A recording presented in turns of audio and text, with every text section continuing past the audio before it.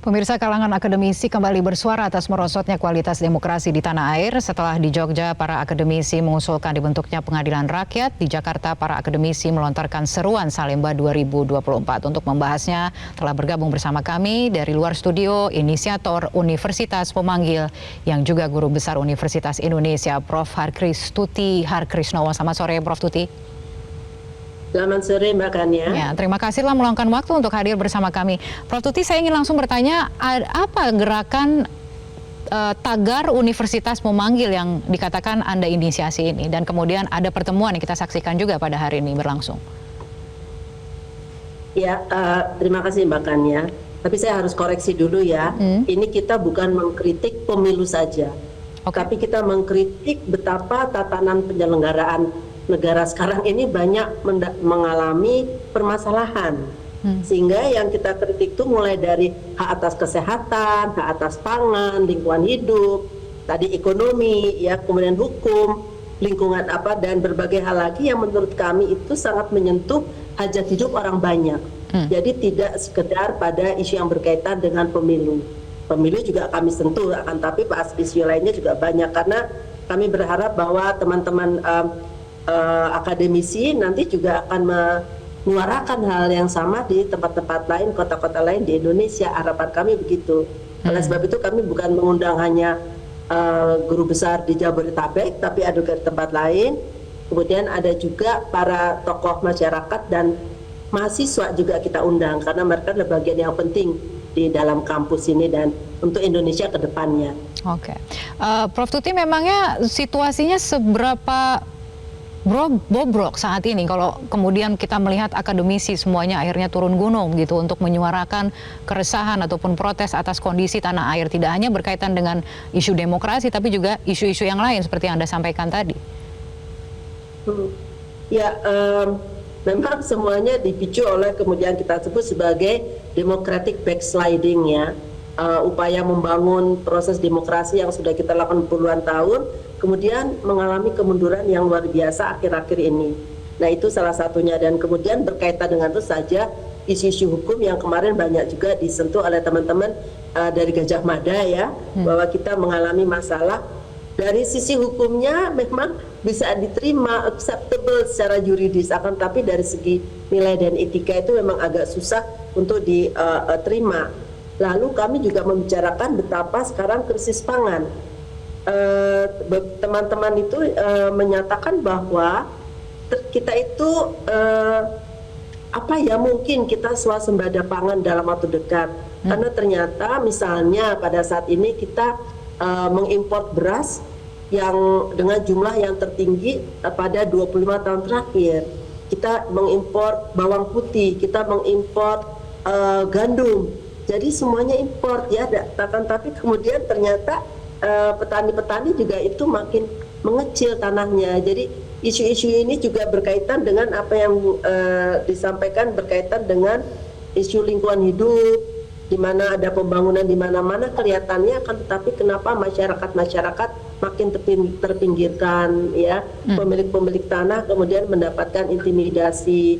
Belum lagi yang berkaitan dengan isu konflik lahan, ya, yang banyak sekali, dan ini membuat kita menjadi salah satu negara yang sangat discrutinize, ya, oleh lembaga-lembaga internasional, karena dianggapnya kita tidak terlalu memperhatikan kehidupan orang-orang kecil, kehidupan kelompok-kelompok marginal.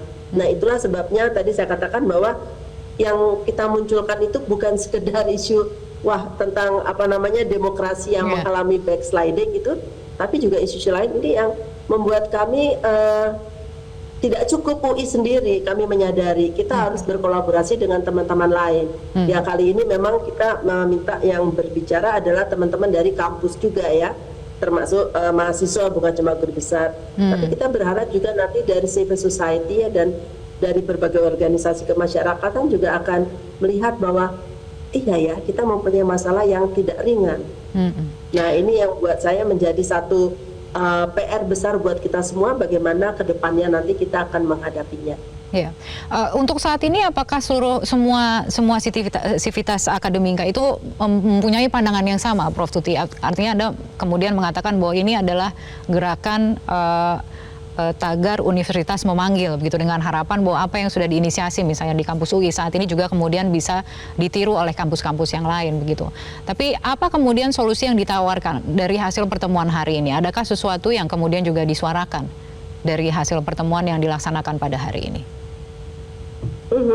Makasih kan ya. Tadi memang teman-teman semua menyampaikan betapa, dan itu saya kira terangkum dalam beberapa seruannya ya. Yang pertama adalah memang kita harus bagaimana menyiapkan suksesi kekuasaan dengan cara bermartabat dan beretika. Tentu saja kami tidak mungkin untuk mengelaborasinya ke dalam langkah-langkah yang sangat spesifik ya. Kita bicara tentang hal-hal yang outline saja. Dan reformasi hukum misalnya, kita perlu ada reformasi hukum supaya hukum memang untuk melayani masyarakat. Jadi hukum bukan dibuat untuk kelompok-kelompok tertentu, tapi untuk masyarakat Indonesia. Dan ini berkaitan dengan sila kelima kita ya, tentang keadilan sosial. Indonesia itu setahu saya satu-satunya negara yang punya landasan negaranya ada keadilan sosialnya, negara lain nggak ada itu ya. Dan kemudian kita juga berharap DPR itu menjalankan fungsinya, menyuarakan suara rakyat, kan namanya Dewan Perwakilan Rakyat ya. Jadi kalau menyuarakannya perwakilan penguasa ya bukan Dewan Perwakilan Rakyat lagi. Jadi kita berharap bahwa mereka melakukan fungsinya, bagaimana harusnya ini terjadi, lalu apakah ada penyalahgunaan kekuasaan, nah itu adalah tugas mereka. Kami tidak punya kewenangan apa-apa untuk itu, jadi mereka yang punya. Terus kita juga berharap agar laporan ya, berbagai intimidasi termasuk kepada rakyat yang tidak menyerahkan tanahnya gitu, buat kami ini sangat membuat prihatin ya. Tanah yang sudah mereka miliki selama berpuluh tahun tiba-tiba diminta dan mereka keberatan, lalu mereka mendapatkan panggilan dari penegak hukum.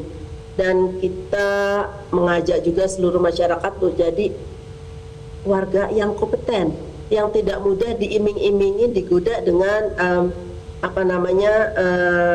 godaan beberapa ratusan ribu gitu ya. Nah, kita ingin mereka agar menjadi masyarakat kedepannya yang lebih terdidik dan mengetahui bahwa ini semua berkaitan dengan kehidupan kita di masa depan. Ya, selama 5 tahun. Oleh sebab itu kita juga berharap agar semua teman-teman dari kampus, para ilmuwan ya, dan kemudian dari civil society, dari Sabang sampai Merauke, ayo bekerja keras ya, bagaimana kita menjadikan Indonesia ini sebagai negara yang lebih baik, negara yang kembali lagi full-fledged demokrasi, dan juga negara yang benar-benar memiliki keinginan untuk meningkatkan kualitas kehidupan rakyat, kesejahteraan rakyat banyak, bukan hanya kesejahteraan kelompok-kelompok tertentu. Jadi panggilannya memang sangat garis besar ya. Kami tidak masuk ke dalam isu-isu yang kecil-kecil gitu. Itu nanti kalau diperlukan kami akan sampaikan, karena semua yang disampaikan ini memang ada kajiannya, jadi tidak sekedar bicara, tapi memang didasarkan pada kajian-kajian yang dilakukan di berbagai kampus. Berarti PR-nya luar biasa banyak sekali begitu, yang masih perlu dituntaskan dan kemudian diperbaiki ke depannya.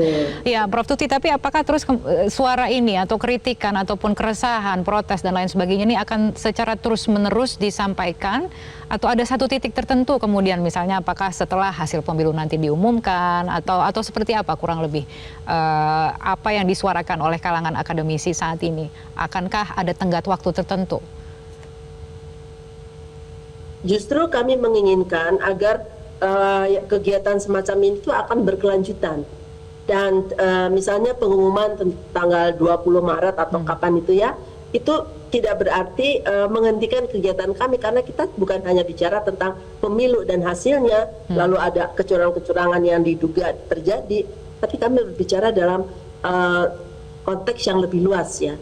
Tadi hak atas pangan masyarakat, hak atas kesehatan, ya hak untuk kebebasan berekspresi, itu semua yang menurut kami perlu diperhatikan oleh pemerintah lebih banyak lagi ya, dan kita juga berharap bahwa kita tidak dianggap menyampaikan kritikan ini kan merupakan salah satu fungsi dari kami sebagai akademisi ya, dan itu memang sudah dijelaskan di dalam konstitusi ya, mencerdaskan jiwa bangsa adalah salah tugas kami dan bagaimana kita mengawal peradaban ke depan.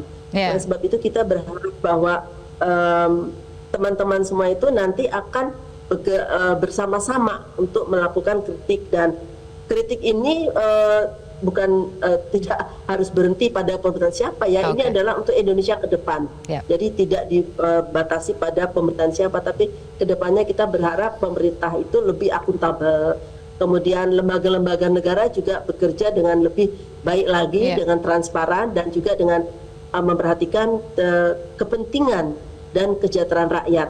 Itu menurut kami yang paling penting. Yang paling penting, dan tidak khawatir akan dituduh macam-macam ya Prof, karena terakhir kali guru besar bersuara kemudian dituduh macam-macam kan, predikatnya negatif dan lain sebagainya, tidak ada khawatiran itu lagi ya Prof? Kalau saya nggak khawatir gitu ya, karena memang kami tidak pernah, para akademisi, walaupun ada catatan juga akademisi yang menjadi ketua tim apa gitu ada juga sih. Tapi kami yang dari kampus ini memang benar-benar didorong oleh keprihatinan kami pada suasana yang sekarang, dan kami juga tidak, misalnya tadi sama sekali kita tidak membicarakan mengenai bagaimana nanti kalau ada pemilu, bagaimana kalau ada angket, kami tidak bicara hal itu. Kami berharap bahwa ini bisa diselesaikan oleh DPR ya dengan baik, dan kemudian juga dengan berpihak pada kepentingan yang terbaik bagi rakyat. Baik, terima kasih. Terima kasih Prof Tuti telah bergabung bersama kami di Metro hari ini. Jelajahi cara baru mendapatkan informasi. Download Metro TV Extend sekarang.